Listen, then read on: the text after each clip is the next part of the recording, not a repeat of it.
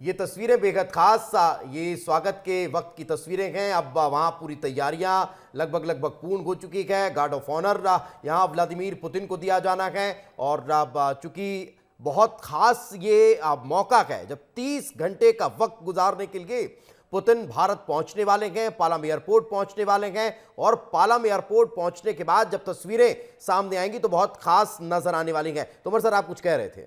Definitely, तो हमको ये समझना है कि रशिया से हमें कुछ नहीं मिल सकता है, बिकॉज जैसे अभी साहब ने भी बोला और मैंने पहले बोला था कि अमेरिका एक मिलिट्री पावर है, टेक्नोलॉजिकल पावर है और एक इकोनॉमिक पावर है, यू सी। और अगर हमने झुकाव रशिया की तरफ कर दिया तो अमेरिका हमारे ऊपर टैरिफ लगा देगा, हमारी इंडस्ट्रीज बंद हो जाएंगी। और मैं शॉर्ट में ये बोलना चाहता हूं, इसका काउंटर अटैक बस वही है जो देश हित में मैंने 3 मंत्र दिए थे। Demonetisation up to 100 rupee note, वो करने के लिए कोई तैयार नहीं है और नेक्स्ट जनरल इलेक्शन के बाद ही अगर होगा तभी डीमोनिटाइजेशन होगा। अटैक ऑन पाकिस्तान, जो कि आपने देख ही लिया है सिंदूर में क्या हुआ। सब कुछ करने के बाद बोला टेररिस्ट कैंप्स में हमने हिट कर दिया, हमारे ऑब्जेक्टिव्स पूरे हो गए, इसलिए हमने सीज फायर कर दिया। और अब पाकिस्तान बोल रहा है कि दिल्ली ब्लास्ट हो गया है तो हमारे ऑब्जेक्टिव पूरे हो गए। अगर हम कर देंगे और फिर वही स्थिति हो जाएगी।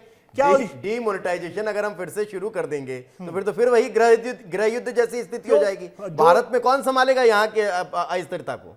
अभी 40% जो हमारी इकोनॉमी है वो ब्लैक मनी है, उसको ब्लैक मनी को खत्म करना, तभी तो हम लोग ग्रो नहीं कर पा रहे। 2000 का नोट आया था, 1000 और 500 बंद किए थे, तब क्या स्थितियां हो गई थी? कोई पूरे मार्केट में पूरा जो ब्लैक मनी था वो खत्म हो गया। Black money is for the growth, वो करना है। जो 3 मंत्र मैंने दिए, demonetisation up to 100 rupee note, destruction of Pakistan and narco polygraph test को आप इंप्लीमेंट करिए। ये तो आप बात कर नहीं रहे हैं और आप बात कर रहे हैं अमेरिका रशिया की, वो तो सुपर पावर है। और मैं आपको एक चीज बता दूं, ये दोनों मिलकर क्या करेंगे, रशिया और अमेरिका मिलकर एक समझौता कर लेंगे कि जैसे मैंने पहले भी बोला था अपने यूट्यूब चैनल में, because I am a strategic analyst, you take Ukraine and we will take Iran, और वो दोनों दोस्त हो जाएंगे। एक क्विक कमेंट पहले ब्रजेश सर का लेता हूं, फिर मैं कुछ और तस्वीरें जो है वो दोस्ती की है वो दिखाने वाला हूं। लेकिन ब्रजेश जी, एक बड़ा सवाल तो ये भी खड़ा होता है ना, अगर हम मान लीजिए कि अमेरिका के दबाव में अगर झुक जाते हैं, अब डील बंद कर देते हैं ऑयल वाली,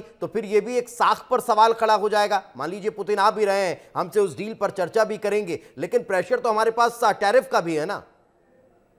बिल्कुल बिल्कुल, ये बहुत कड़वी सच्चाई है। आपको इसको समझना होगा कि दुनिया का सुपर पावर अमेरिका है। अमेरिका के आगे पीछे होने से हमारी इकोनॉमी गड़बड़ाती है। तोमर साहब कह रहे हैं कि हमारा डॉलर और रुपए का जो रेशो है 90 रुपये पार कर गया हमारा रुपया $1 के मुकाबले। तो कोई बहुत अच्छी स्थिति नहीं है। जहाँ तक फिर तोमर साहब बोल रहे हैं कि डीमोनेटाइजेशन हो जाए, डीमोनेटाइजेशन इकोनॉमी के लिहाज से बहुत बैकवर्ड स्टेप होता है, तो ये संभव नहीं है। मगर हाँ, इस सब के बीच में हमको अपनी ट्रेड डील पे लगातार बात करते रहना पड़ेगी। हमको रूस को भी उतना ही स्पेस देना पड़ेगा जितना ज़रूरत है, और एक लिमिट से ज़्यादा। अब जैसे स्वाभाविक है कि जब अभी जो कल जो शिखर वार्ता होगी, शिखर वार्ता में रूस से जरूर कहेगा कि आप हमसे तेल खरीदना फिर से शुरू करिए। अब देखना यह है कि भारत कैसे अपने घर आए मेहमान की इस बात को मानता है या इस बात को टालता है। ये बहुत बड़ा इशू है। यदि हमने फिर यदि तेल लेना शुरू कर दिया या हम फिर झुक गए, या तो फिर उस पर अमेरिका फिर नाराज़ होगा, क्योंकि अमेरिका मान रहा है कि अमेरिका के ट्रंप को किसी भी तरह रूस और यूक्रेन का वार खत्म करवा के शांति दूत बन के नोबेल प्राइज़ लाना है। ये उनकी एक तरफा रणनीति बनी हुई है। तो वो मान रहे हैं कि एक तरफ से रूस यूक्रेन वार बंद होना चाहिए, जिसके लिए पुतिन नहीं मान रहा है। हालांकि पिछली जितनी टॉक हुई हैं तो अमेरिका की बातें यूक्रेन नहीं मान रहा है। अमेरिका की बात पुतिन और रूस मान गए, क्योंकि अमेरिका ने रूस का पक्ष लिया है, जेलेंस्की का पक्ष नहीं लिया। तो ये बहुत जोरदार सिनेरियो चल रहा है। इस बहुत टिपिकल सिनेरियो में भारत का स्टैंड क्या होगा? हमारे पास एक बहुत बड़ा पुराना दोस्त आ रहा है, वो अपनी बात मनवाने की पूरी कोशिश करेगा, और हम दुनिया का सिनेरियो देख रहे हैं कि हमारे पास दूसरा सुपर पावर वो अपनी बात मनवा रहा है। तो दोनों महाशक्तियों के बीच में कैसे बैलेंसिंग एक्ट मोदी या हमारा देश करता है, हमारे राजनीति करता है, ये बहुत कठिन सवाल है, जिसका जवाब हमको अगले 1-2 दिन में मिल जाएगा। हम अमेरिका से भी दुश्मनी नहीं ले सकते, हम रूस से दोस्ती छोड़ नहीं सकते। बिल्कुल, तो दोनों को हमें साध कर रखना है और दोनों को साधने के चक्कर में बहुत कुछ अब होने वाला है। लेकिन उससे पहले अब जरा पुरानी दोस्ती की तस्वीरें बहुत खास हो जाती हैं, जिनका जिक्र करना बहुत जरूरी है। ये तस्वीरें इस वक्त आपके टेलीविजन स्क्रीन पर है।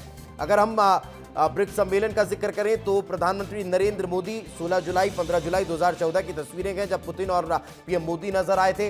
इसके अलावा अगर हम 10 और 11 दिसंबर 2014 का जिक्र करें तब भी 15वीं भारत रूस समिट के समय पीएम और पुतिन की मुलाकात हुई थी। 15-17 अक्टूबर 2016 में भी पुतिन और मोदी की मुलाकात 8वें ब्रिक्स समिट में हुई थी। उसके बाद मई 2017 2018 में भी कुछ इस तरह की मुलाकात हुई थी। तो ये 10 अलग अलग मुलाकातों की तस्वीरें हैं जो बेहद खास बेहद महत्वपूर्ण हो जाती है।